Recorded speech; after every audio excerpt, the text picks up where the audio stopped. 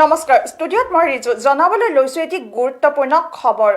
বিটিচিৰ খৈৰাবাৰীত বিপিএফৰ bike rally বিটিচিত নিৰ্বাচন অনুষ্ঠিত কৰাৰ দাবীত প্ৰতিবাদ সাব্যস্ত বিটিচিৰ প্ৰাক্তন কাৰ্যবাহী সদস্য লমচাও দৈমাৰীৰ উপস্থিতিত বাইক ৰেলী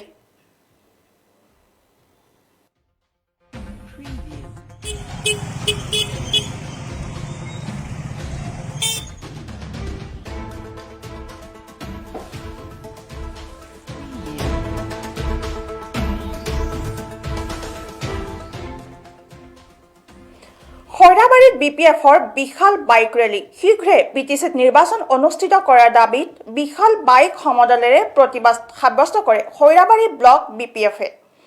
বাইক ৰেলীত উপস্থিত বিটিচিৰ প্ৰাক্তন কাৰ্যবাহী সদস্য লমচাও দৈমাৰী বিটিচিত নিৰ্বাচন অনুষ্ঠিত নকৰাৰ আঁৰত আছে ষড়যন্ত্ৰ এই মন্তব্য লমচাও দৈমাৰীৰ আমি আজি খৈৰাবাৰী অকল খৈৰাবাৰী নহয় সাৰা বিটিচিত 40টা সমষ্টিত আমি বাইক ৰেলী কৰি ফালে আমি অসম চৰকাৰক মানে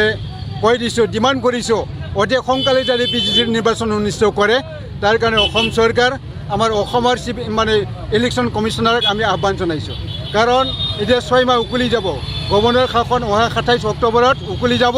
তাৰ আগে আগে যাতে নিৰ্বাচন পাৰি ফালে যি দলে ইয়াত সংখ্যাগৰিষ্ঠতা পায় সেই দলক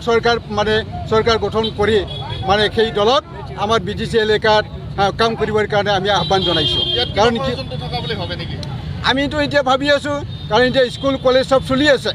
মানে হাট বজাৰ কলেজ চব চলি আছে গতিকে নিৰ্বাচন অনুষ্ঠিত নকৰাৰ কাৰণটো কি আমি কাৰণটো বিচাৰিছোঁ চৰকাৰৰ ফালৰ পৰা যেতিয়া স্পষ্টীকৰণ নিদিয়ক মানে কি কাৰণত নিৰ্বাচন অনুষ্ঠিত নহয় এইটো স্পষ্টীকৰণ আমাক দিবই লাগিব আমি ডিমাণ্ড জনাইছোঁ কাৰণ এই 6 মাহৰ ভিতৰত চব এতিয়া আমাৰ কি ডেষ্টেবলাইজ হৈ আছে আমাৰ এলেকাখনত কোনো উন্নয়ন বুলি এতিয়া নাই তো এতিয়া ৰাস্তা ঘাটৰ সমস্যা আছে কৃষকসকলৰ সমস্যা আছে আৰু বিভিন্ন সমস্যা আছে ৰাইজে যোৱাবাৰ বানপানীত বহুখিনি দুৰ্দশাত পৰিলে ইয়াৰ কোনো চোৱা চিতা মানুহ নাই এতিয়া তো ইয়াৰ কাৰণে আমি সেইবিলাক আমি দেখি আছোঁ যেহেতু আমি গণতন্ত্ৰ দেশত বাস কৰোঁ ইয়াৰ কাৰণে গণতন্ত্ৰ এটা নিয়ম আছে তো ইয়াত নিৰ্বাচিত এখন চৰকাৰ আনি পেলাই ইয়াক সুচাৰুৰূপে সেইখিনি ৰাইজক মানে চোৱা চিতা এতিয়া কৰিব লাগিব এতিয়া বিটিচি এলেকাত টোটেলি আমি প্ৰায় মানে 35-36 লাখ মানুহ আছোঁ সেই 35-36 লাখ মানুহে যাতে কোনো দুৰ্দশাত নপৰে তাৰ কাৰণে চৰকাৰ হিচাপে ইয়াত ব্যৱস্থা এইটো ল'ব লাগিব এতিয়া কিন্তু আমাক কি কৰা হৈছে একটা আনডেমক্ৰেটিক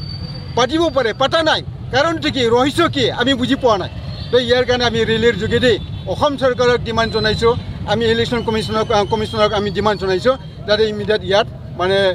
ইলেকশ্যন পাতে আৰু গণতন্ত্ৰটো ৰক্ষা কৰে তাৰ কাৰণে এইখিনি আমি আহ্বান জনাইছোঁ আমি আজি খৈৰাবাৰী অকল খৈৰাবাৰী নহয় সাৰা বিটিচিত 40টা সমষ্টিত এই খবৰটোৰ সৈতে মই ৰিজু ষ্টুডিঅ'ৰ পৰা বিদায় লৈছোঁ পৰৱৰ্তী বাতৰিৰ বাবে চাই থাকিব পিআই নিউজ ৰাইজৰ দ্বাৰা ৰাইজৰ বাবে ধন্যবাদ